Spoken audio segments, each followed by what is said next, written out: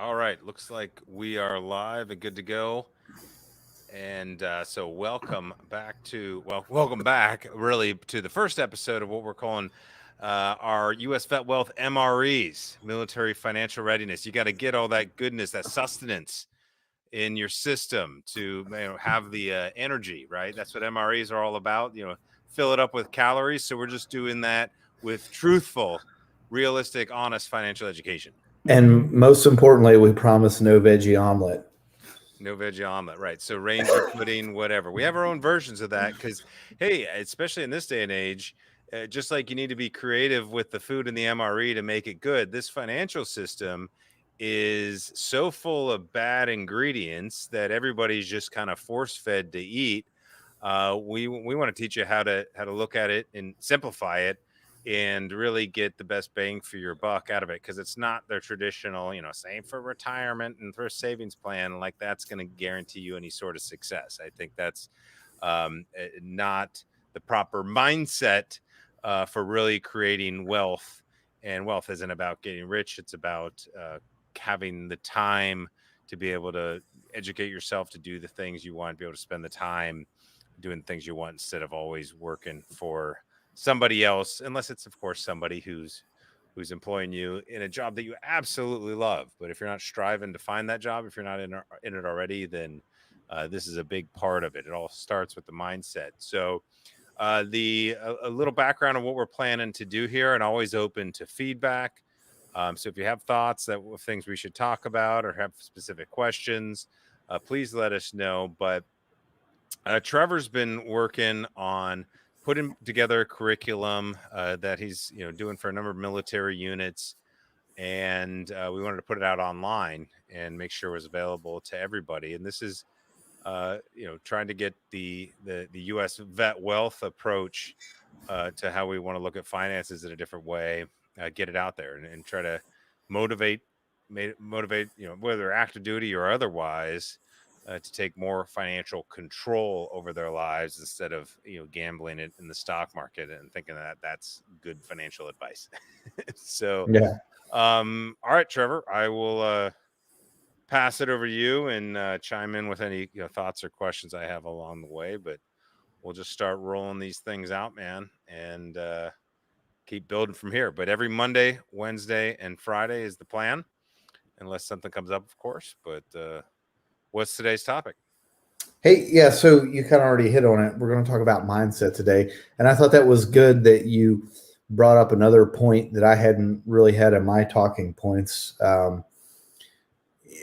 Too often most people equate wealth with a dollar amount, which obviously that's certainly a component of it.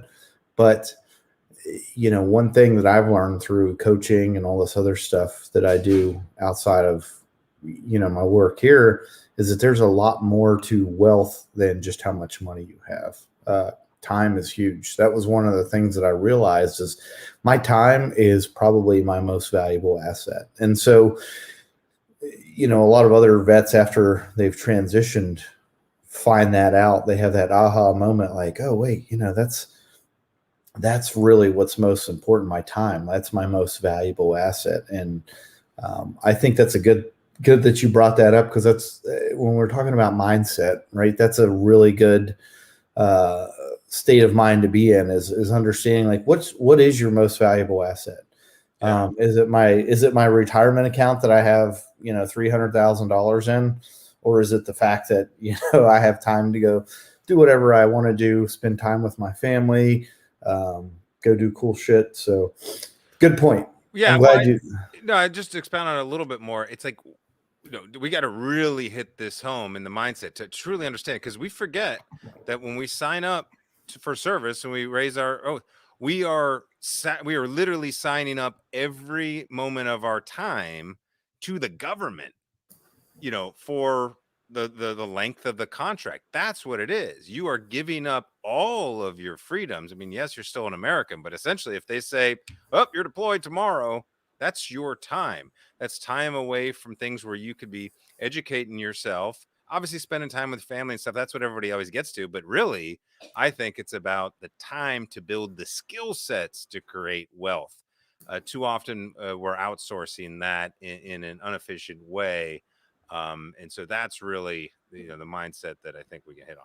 Yeah, and to kind of stay on track with what we talked about before, what is the importance of mindset? I think it's way more important to dig into that early on than it is anything else, because that is like your mindset is going to determine whether or not you're successful, right? If you're able to make this a priority in your life, then you will be successful. If it's not, if you just say, oh, work and all this other stuff, like if your work is your priority, then hey, that's fine. There's nothing wrong with that. If that's what your priority is, just don't expect all this other stuff to fall in line for you if you don't make those things your priority. And I've seen it time and time again. I see somebody will come and talk to me and they'll be super motivated and be like, yes, this is my priority right now. And then I'll say, okay, hey, here's what we're going to do. We're going to do A, B, and C, right? Because I tell people, like, I don't make recommendations. I write prescriptions. It's up to you to take the medicine, right? And I'll get them all excited. They'll be like, yes, let's go do this. And then a week goes by, and 2 weeks, and 3 weeks, and they're like, you know what, man, it's tough. I just haven't had the time to do it. And the reality is, I know that myself from running 3 separate businesses plus the podcast. That's not true. You have the time. It's just you're prioritizing differently. I I don't think if it's like, did you have time to play video games or drink beer or what? Then you have time to take 5 or 10 minutes to do some of these things that we talked about beforehand. But that's again mindset, right? Hey, this isn't really that big of a priority right now. I'll get to it later. If you're willing to say that about something that it's not a priority, don't even start focusing on it until you're ready to get it done. Right. It's like, oh, maybe one day, or I'm just too busy, or at my next duty station, I hope to have more time. It's like, then you don't truly want to control your time. If you're not taking every ounce of time you have now to build the systems and put the systems in place to free up more time later, it's just diminishing returns. And that's something that I had to overcome after I retired. I was trying to do too many different things at once, and I said, hey, you know what? I want to change the way I do things. I read a really good book. I have it right here.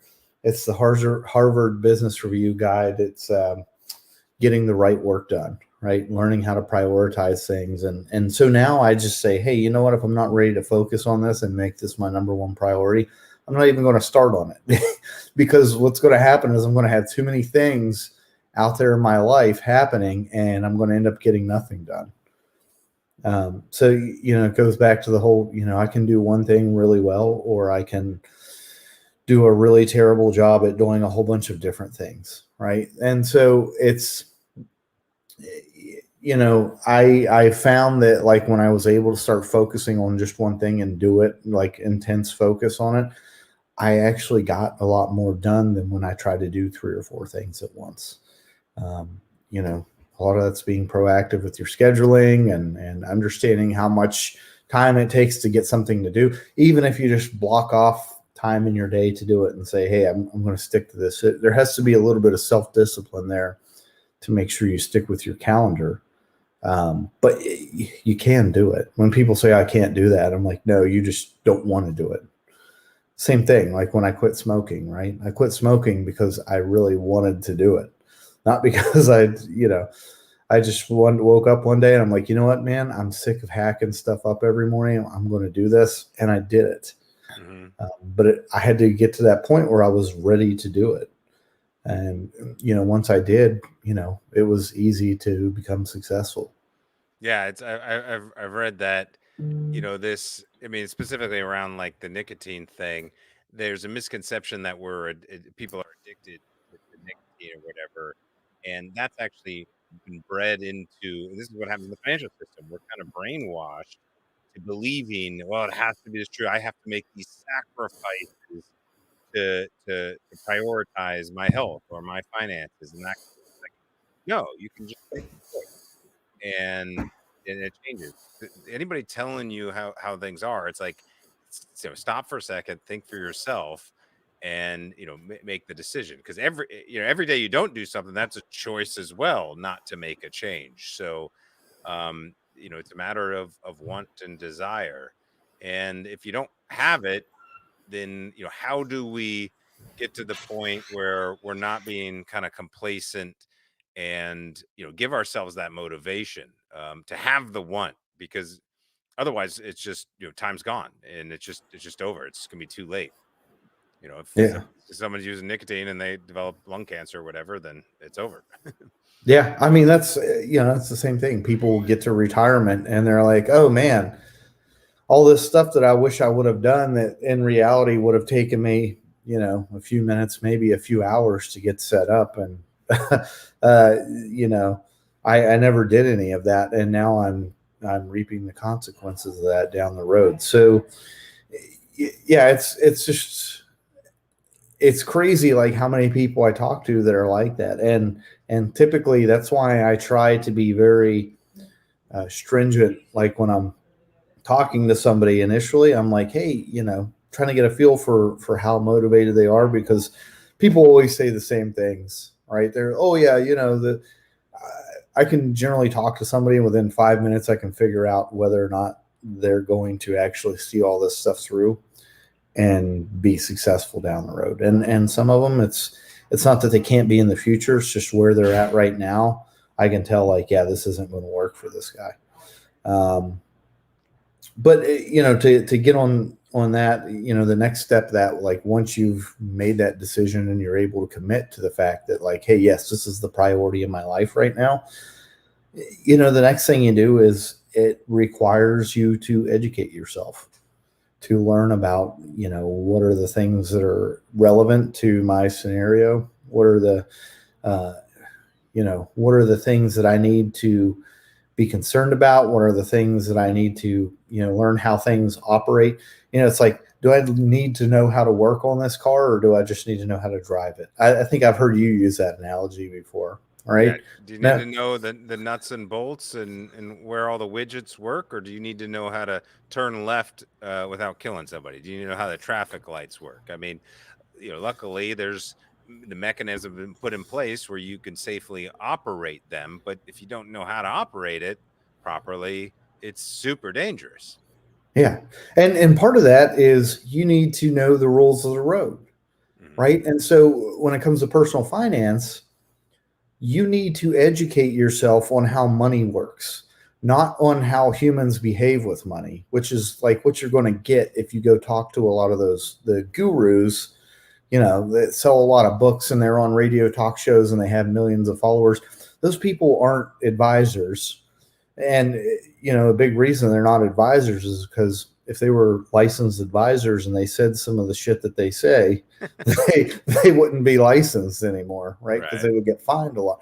But those people focus on how people work, not how money works, which is kind of backwards, right? Well, I know you're more likely to do this anyways, so I'm going to tell you how to behave. I'm like, no, you need to learn.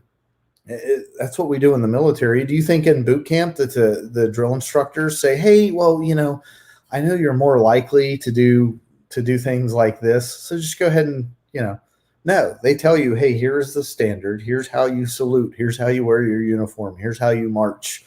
Here's how you shoot. You're expected to live up to that standard. They don't adjust it. Well, hopefully they don't adjust the standards to meet your behavior or what you feel like you should do, right? And that's the thing about money, is like that stuff is pretty solid, right? It's like the way money works is pretty solid. It's been, we know how it works. So, you should be making your decisions based off of that, not based off of your feelings about how money works, right? It's, like imagine, if you're at the firing line and you're like, well, I feel like the gun would shoot better if I held it sideways like this instead of the way that they taught me, right? It's not going to work. And so, yeah, that's kind of the big point there, is learn how money works, not how people work, and adjust your behavior accordingly. So hopefully that shouldn't be too hard if you've committed yourself to saying, like, yes, this is the priority of my life. Because that's,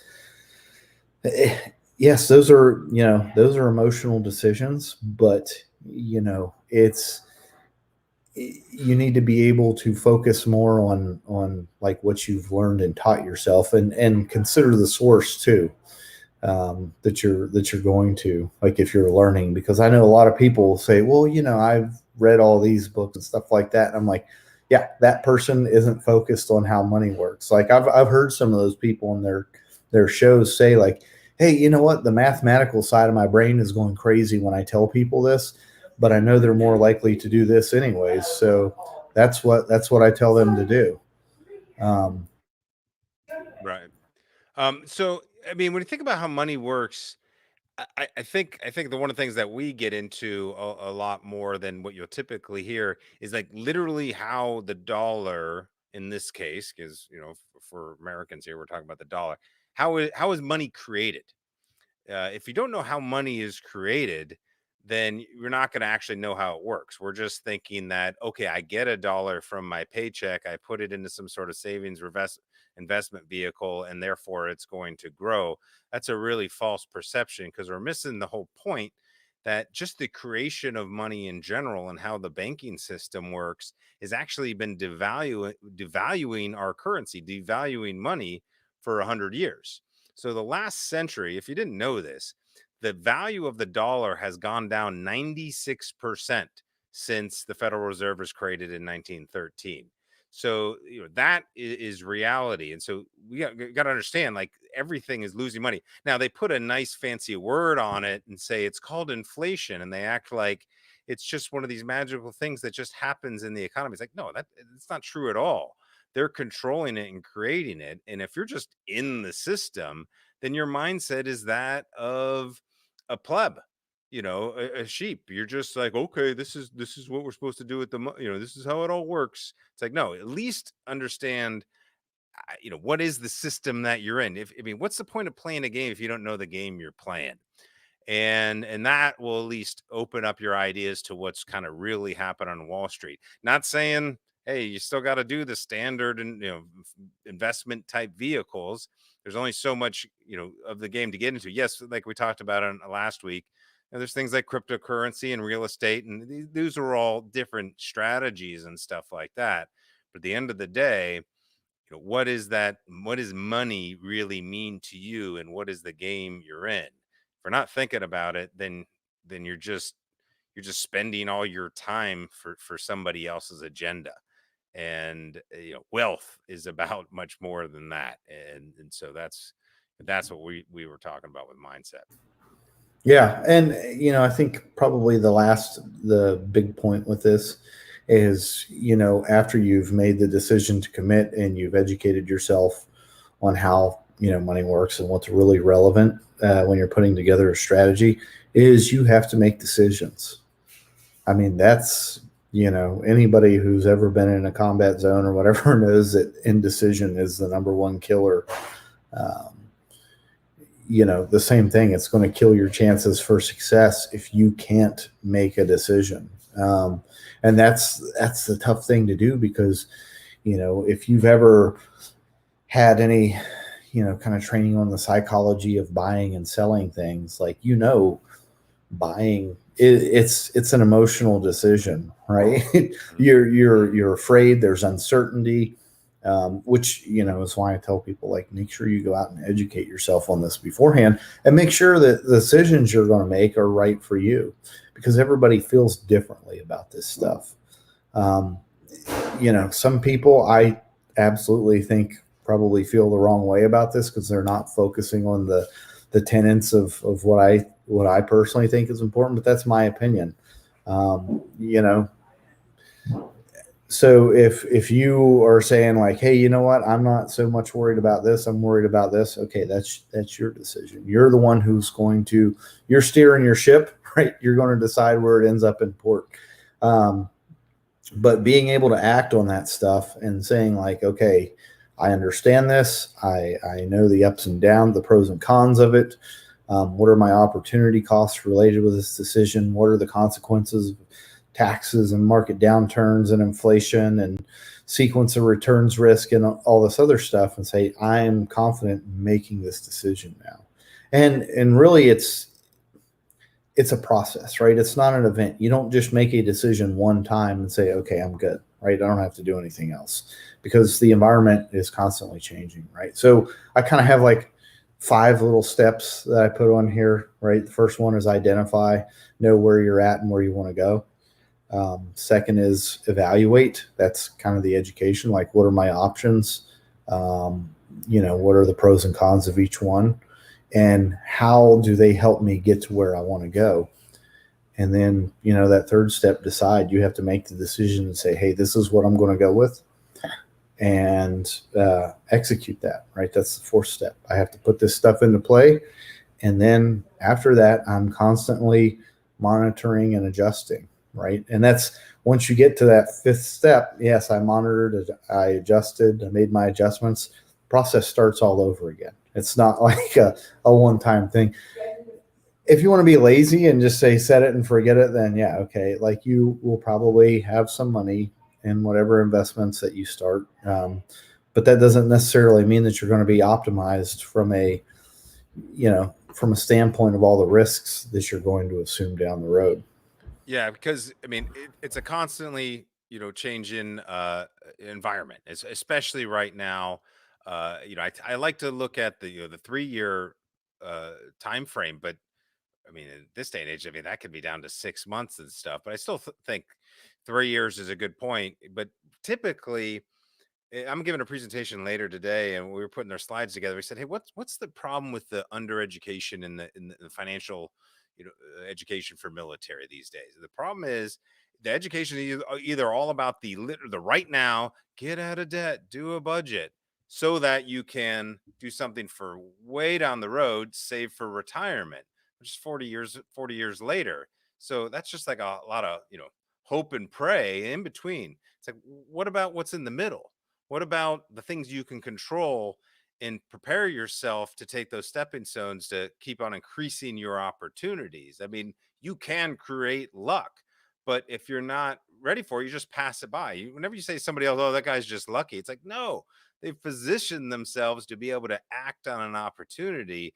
And so I think this is a good way to kind of wrap it up with that one question we always come back to. What would have to have if we were having this conversation, if you're watching this video 3 years from now and you're looking back to this very first video that we put together at this education series, the Finance 2.0 stuff, what would have to happen in those 3 years? So put yourself there 3 years from now, looking back to today, what would have to happen in those 3 years for you to feel confident about your success, in personally and professionally, so you can feel like you check those boxes. But more specifically, what dangers you have to look out, be prepared for. So think about all the financial landscape that we're facing, in 2021 and beyond. There's a lot of dangers out there. If we're just thinking things are, well, the stock market's always gone up 8% on average every year for the last 8 decades. It's like, really, that's not a very very long period of time to judge that from, and it doesn't account for the internet age. So we're still in the early stages of that. So this is a whole new environment we're in. There's a lot of dangers to be aware of. But secondly, what are the opportunities? What are the opportunities that you could tap into?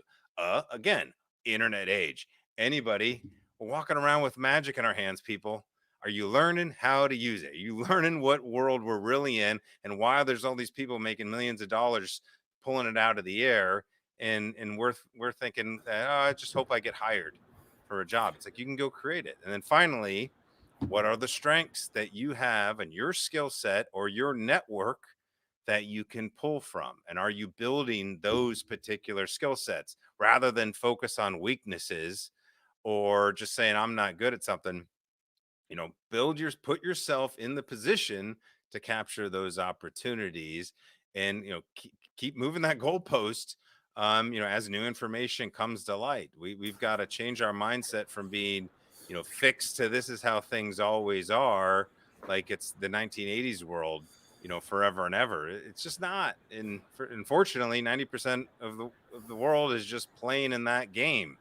And so if you just step out and join us over here, playing the new game, the mindset around that, quite frankly, it's really freeing. I mean, I remember when I finally was just like, oh, this is how the world works. It was just shocking. I was like, man, I went through 4 decades of my life almost before I had anybody tell me this. But once I did, that was one of the first, times I actually felt like, oh, I can have control and do whatever I want. Now, having the motivation and keeping up to consistency every day, that's a whole nother thing. But it's really important if you want to have control. One of the, I liked, you talked about luck there. And I think one of my favorite quotes about luck is you'll always find luck at the intersection of preparation and opportunity, both of which are things that paths that you can create yourself. So, but if we're only preparing for age 65, what a shame that we're leaving so much on the table. Because I'm not saying it's nobody's fault. That's what we've been led to believe, that everything should be focused on this retirement account, and eventually working, stopping to work one day for somebody else. It's like, you don't have to be on the fixed income mindset now.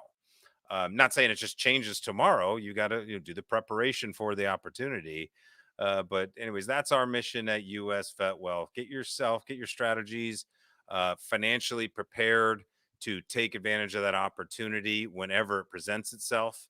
But if you're all locked up in that super long term mindset, you'll never know what you might miss. So we want to make sure that you have all the resources available to you in the modern age. And so if you are looking to learn more about that, obviously that's what we do at US Vet Wealth. Got all sorts of books and resources on our website.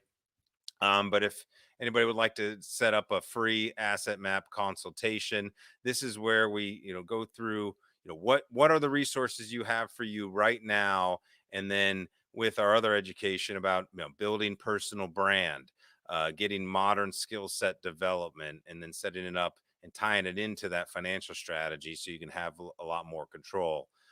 Happy to do one of those consultations free of charge. Our way of giving back to the veteran community, so that more people can see some of the freedoms they can create for themselves, and let them figure out what they want to do next with it. But so visit usvetwealth.com. Please subscribe, hit the little bell for this show if you want to be notified whenever we're going live. Typically it's going to be noon, lunch and learn style on Monday, Wednesdays, and Fridays. But as we're getting this show off the road and tweaking and stuff, bear with us if we need to shift things around, if we find out people are more available at other times. We want to be flexible there, but we do want to be consistent with this series, because it's going to turn into a course and a book that Trevor's been working on. So we're really excited to get this out. And thank you all for joining us. We had a bunch of people pop in live, so that's always nice. And look forward to seeing you on the next episode. Trevor, you got anything before we sign off? Nope. I think I pretty much covered everything. So cool. Thanks for joining us. Awesome. All right, everybody. We will see you on Friday. Take care.